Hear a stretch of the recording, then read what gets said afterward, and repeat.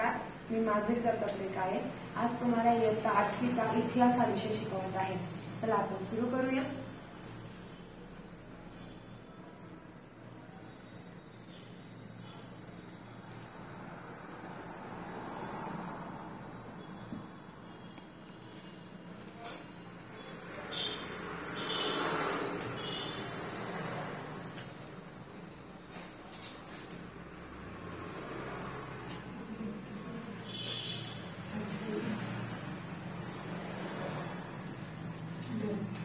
आपण धडा दुसरा युरोप व भारत या धड्यामध्ये आपण प्रबोधन युग, धर्मसुधारणा चळवळ, युरोपातील वैचारिक क्रांती, अमेरिकन स्वातंत्र्य युद्ध, फ्रेंच राज्यक्रांती, औद्योगिक क्रांती, भांडवलशाहीचा उदय, ब्रिटिश ईस्ट इंडिया कंपनीच्या भारतातील साम्राज्यवाद, इंग्रज व फ्रेंच संघर्ष तसेच बंगालची ईस्ट इंडिया कंपनी यांचा अभ्यास केला।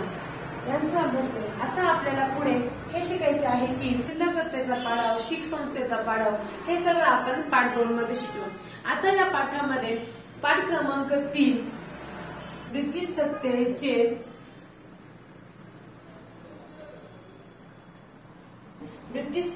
परिणाम।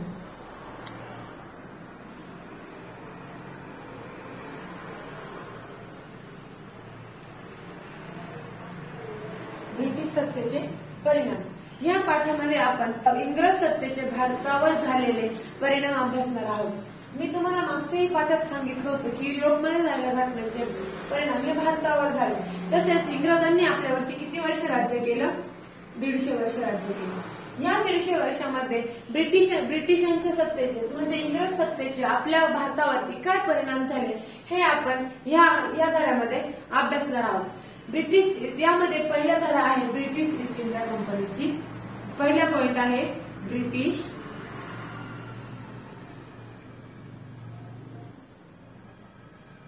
ईस्ट इंडिया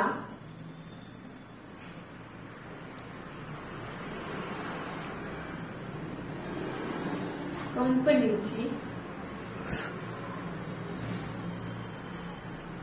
स्थापना।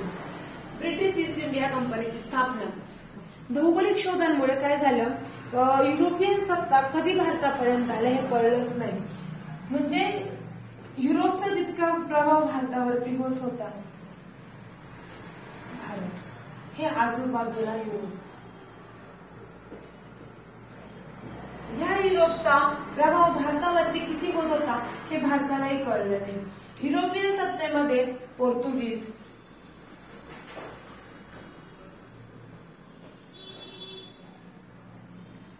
डच आणि इंग्रज यांचा भारतात शिरकाव कधी झाला हे भारताला कधी कळलं नाही की कधी आले। या सर्व युरोपियन लोकांची एकच इच्छा होती की भारताच्या बाजारपेठेमध्ये वर्चस्व निर्माण करणे। भारत हा एकेकाळी सोन्याचा धूर काढणारा देश होता हे तुम्ही ऐकलं असेल। सोन्याचा धूर म्हणजे भारतामध्ये सगळ्या गोष्टींना वाव होता, सगळ्या गोष्टी पुरेपूर प्रमाणात मुबलक प्रमाणात उपलब्ध होत्या। जर यदा कदाचित इंग्रज, ब्रिटिश किंवा डच यांनी जर भारतावरती आक्रमण किंवा भारतामध्ये बाजारपेठा निर्माण नसत्या केल्या तर आजही आपल्या 7 पिढ्या बसून खातील इतकं धनधान्य, इतकी धन दौलत भारतामध्ये होती। परंतु या सगळ्यांनी आक्रमण केल्यामुळे, या सगळ्यांना भारतामध्ये बाजारपेठ निर्माण करायची असल्यामुळे त्यांनी भारतावरती स्वारी केली व भारताला पूर्ण व्यापून घेतलं। त्यामुळे काय झालं की भारतामध्ये त्यांच्या नावाने बाजारपेठ चालू झाली। पण भारतामध्ये सगळ्यात आधी कोण आलं सगळ्यात आधी? पोर्तुगीज सगळ्यात आधी आले आणि सगळ्यात शेवटी गेले। इंग्रज भारतात लेट आले। इंग्रजांना भारतामध्ये बाजारपेठ निर्माण करायची होती, परंतु आधीच आलेल्या पोर्तुगीज आधीच बाजारपेठ निर्माण करण्यासाठी आल्यामुळे इंग्रज आणि पोर्तुगीजांमध्ये शत्रुता झाली व या दोघांमध्ये कडवता निर्माण झाली। याचा प्रभाव भारताच्या बाजारपेठेवरती पडला। कारण भारतामध्ये खूप लोकांची इच्छा होती की त्यांनी बाजारपेठ निर्माण करावी, परंतु या दोघांची कडवता निर्माण झाली। नंतर ती कालांतराने दोघांची कडवता ही मित्रतामध्ये बदलली व दोघांनी मिळून भारतावरती राज्य केले आणि भारतातील सर्व जी काही भारताची जी बाजारपेठ होती विस्तीर्ण त्यावरती दोघांनी कब्जा करून घेतला. दोघांनी कब्जा केल्यामुळे काय झाले, पोर्तुगीज व इंग्रज एकत्र आले. डच आणि तिथले जे काही स्थानिक वसाहती होते, जे स्थानिक व्यापारी होते, त्यांचा सामना इंग्रज व पोर्तुगीज लोकांना करावा लागला. याचा परिणाम म्हणजे काय झाला, तर यापुढे इंग्रज व मराठी युद्ध सुरू झाले.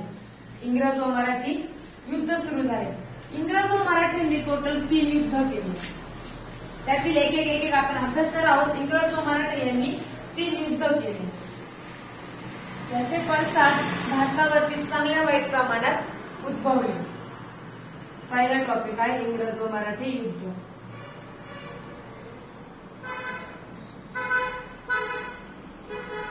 इंग्रज व मराठी युद्ध कसे झाले, मुंबई हे इंग्रजांचे पश्चिम भारतातील प्रमुख केंद्र होते.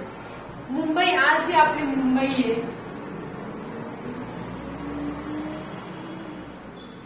हे त्या काळी ही व्यापाराचे प्रमुख केंद्र होते. आजही व्यापाराचे प्रमुख केंद्र आहे. त्या काळी इंग्रजांच्या व्यापाराचे प्रमुख केंद्र म्हणून मुंबई ओळखले जायचे. त्याच्या आसपासचा सगळा प्रदेश इंग्रजांना मिळावा असा त्यांचा प्रयत्न होता. परंतु ह्या प्रदेशावरती मराठ्यांचे राज्य होते. तेव्हा मराठ्यांचे राज्य होते. त्यांची पकड घट्ट होती. त्यात माधवराव पेशवे यांच्या मृत्यूनंतर यांची पकड घट्ट होती. इथे राज्य कोणाची होती, माधवराव पेशवे.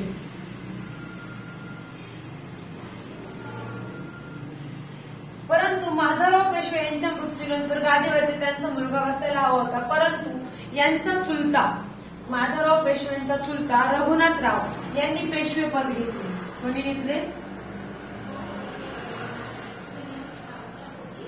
रघुनाथराव. कुणाचा चुलता, यांचा चुलता यांनी पेशवे पद घेतले. म्हणजे यांनी पेशवे पद घेतले म्हणजे यांना पेशवे पदाची लालसा होती. यांनी पेशवेपद मिळवण्यासाठी कुणाची मदत घेतली, इंग्रजांची. यांची मदत घेतल्यामुळे थोड्या प्रमाणामध्ये मराठ्यांच्या राज्यकारभारात इंग्रजांचा शिरकाव झाला आणि 1774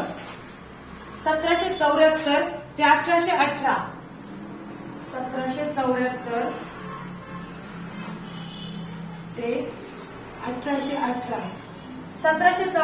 1818 मध्ये मराठे व इंग्रजांच्यामध्ये पहिलं युद्ध झालं. पहिलं युद्ध झालं आणि पहिल्या युद्धात मराठा सरदारांनी एकजुटीने इंग्रजांना तोंड दिलं. 1774 ते 1818 मध्ये मराठ्यांनी इंग्रजांना एकजुटीने तोंड दिलं. परंतु युद्ध किती दिवस टिकणार ना. मराठी युद्ध 1774 ते 1718 मध्ये चाललं. ह्या युद्धाचे पडसाद इतके खतरनाक झाले की 1782 साली सालबाईचा तह, कोणता तह,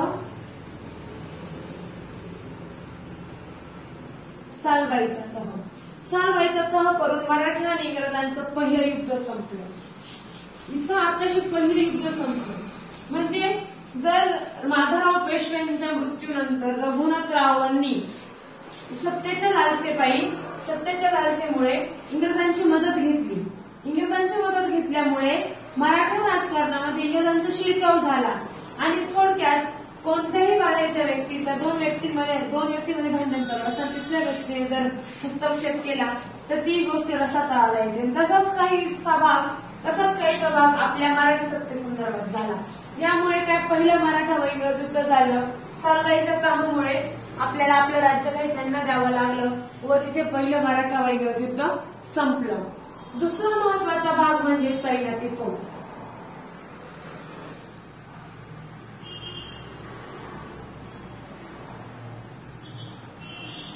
दुसरा महत्वाचा मुद्दा म्हणजे तैनाती फौज.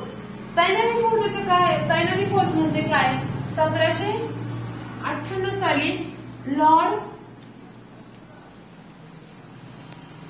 वेलेन्सी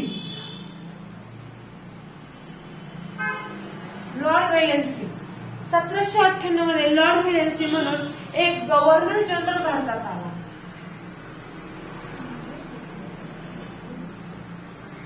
गव्हर्नर जनरल हा लॉर्ड वेल्सी. तर तैनाती फौजेच्या अंतर्गत तैनाती फौज हा एक करार आहे. काय करार. 1798 मध्ये लॉर्ड वेल्सी हा गव्हर्नर जेव्हा भारतात आला तो एक उद्देश घेऊन भारतात आला की त्याचा उद्देश असा होता की भारतामध्ये इंग्रजांच्या पूर्ण वर्चस्व प्रस्थापित करणं.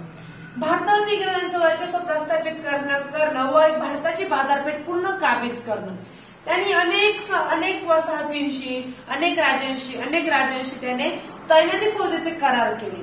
तैनाती फौजेचे करार केल्यानंतर तैनाती फौजेच्या अंतर्गत काय आले की इंग्रजांनी भारतीय राज्यकर्त्यांनी जे भारतात राज्यकर्ते आहेत त्यांनी त्यांच्या राज्यात इंग्रजांचे लष्कर ठेवावे. आता तैनाती फौजेच्या करारांतर्गत काय काय मुद्दे येतात ते असे की भारतीय राज्यकर्त्यांनी त्यांच्या सैन्यात त्यांच्या राज्यात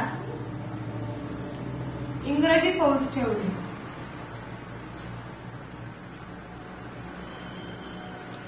इंग्रज फौज ठेवली. दुसरं काय होतं इंग्रजांच्या लष्कराच्या खर्चासाठी लष्कर खर्च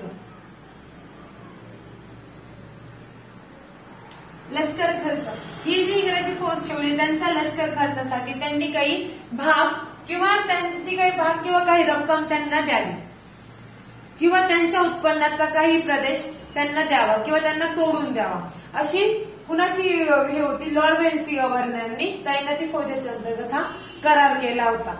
नंतर काय झालं इतर सत्ताधीशांनी इंग्रजांच्या मध्यस्थीने संबंध ठेवावे. म्हणजे जे इतर सत्ताधीश होते सपोज हा एक मराठी व्यक्ती ह्या दोघांना जर संबंध ठेवायचे असेल तर इथे मध्ये एक इंग्रजी दलाल असेल इंग्रजांचा दलाल असेल. थोडक्यात इंग्रजांच्या मदतीने दोन राज्यकर्त्यांनी संबंध ठेवले पाहिजे असं या तैनाती फौजेनुसार मानण्यात आलं. असं आणि यांच्या दरबारामध्ये जो कोणी सत्ताधीश असेल कोणत्याही राज्याचा सत्ताधीश असेल या सत्ताधीशाच्या दरबारामध्ये इंग्रजांचा प्रतिनिधी असावा अशी तैनाती फौजेच्या अंतर्गत करार करण्यात आला. आणि काही अशा ह्या तैनाती फौजेची अटी होत्या आणि काही भारतीयांनी ह्या अटी मंजूरही केल्या आणि ही पद्धतही स्वीकारली. पुढे 1802 मध्ये दुसरा बाजीराव पेशवा याने तुम्हाला साल लिहून देते म्हणजे तुमच्या लक्षात राहील ही साल काय आणि हे सगळे साल लक्षात ठेवा. परीक्षेला हे विचारले जातात आणि साल लक्षात ठेवणं अगदी सोपं आहे. त्याच्यानंतर 1802 मध्ये कोणी करार केला जो बाजीराव पेशवा होता दुसरा बाजीराव पेशवा नुसतं पेशवा नाही म्हणता येणार दुसरा बाजीराव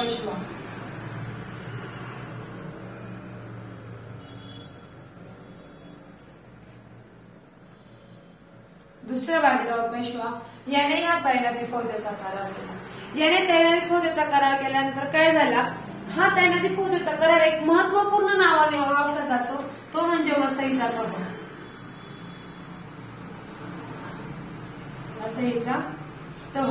वसईचा तहच म्हणजे काय दुसऱ्या बाजीराव पेशवेने इंग्रजांशी केलेला करार.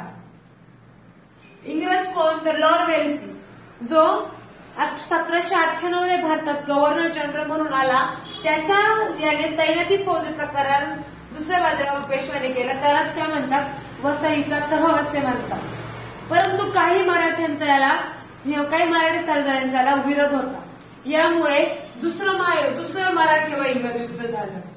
दुसरे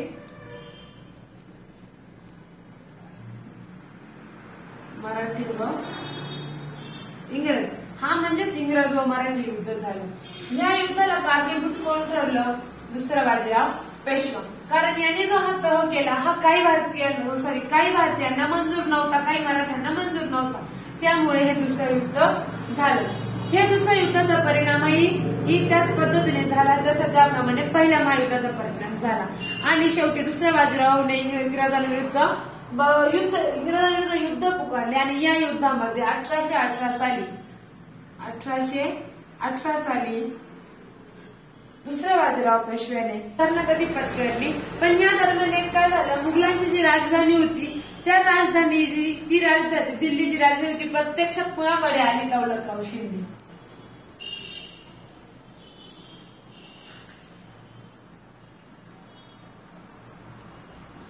दौलतराव शिंदेकडे आली. पण यांच्या नियंत्रणाखाली होती. पण शिंदेच्या फौजेचा पराभव करून जनरल लेक याने मुघल बादशाहला ताब्यात करून हिंदुस्थान जिंकला. दौलतराव शिंदेकडे जरी होती, परंतु दौलतराव शिंदेचा पराभव करून जनरल लेक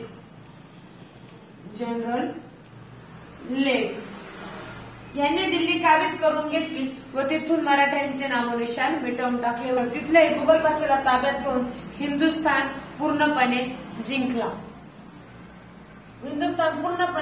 म्हणजेच तैनाती फौजेचा करार, तैनाती फौजेचे करार अनेक भारतीयांनी केले, अनेक हिंदुस्थान्यांनी केले. तसेच दुसऱ्या बाजीराव पेशव्याने जो वसईचा तह केला, पहिले मराठा व इंग्रज व मराठा युद्ध जे 1874 ते 1818 पर्यंत चालले, दुसरे मराठा युद्ध 1802 पासून सुरू झाले.